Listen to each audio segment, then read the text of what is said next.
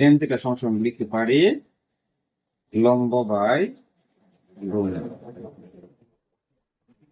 ভূমি এটাকে আমরা ছোট করে মনে রাখতে পারি হচ্ছে ভূলব। ভূলব মানে কি, মানে টতে হচ্ছে কি টেন থিটা, লতে হচ্ছে লম্ব, আর বুতে হচ্ছে ভূমি। অর্থাৎ টেন থিটা সমান সমান আমরা সূত্রে লিখতে পারি কি লম্ব বাই ভূমি। ভূমি অর্থাৎ এটাকে আমরা একটা কবিতার সাহায্যে মনে রাখতে পারি। আহ, হ্যাঁ, এটাকে আমরা মনে রাখতে পারি তানিয়া লম্বা বই। তানিয়া লম্বা বুট।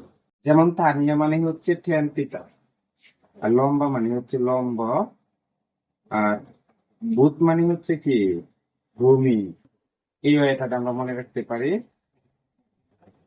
হ্যাঁ, তানিয়া লম্বা বুট। অথবা আমরা এটা আহ এই দুইটা ওয়েতেই মনে রাখা যায়, কিন্তু যদি কেউ কাছে শুনতে অন্যরকম লাগে যে তানিয়া লম্বা বুট, তাহলে এটা মনে রাখতে পারো এইভাবে যে টেরা লম্বা বুট, যেটা হচ্ছে কমন একটা কবিতা যেটা আমরা সবাই কুইক করে থাকি।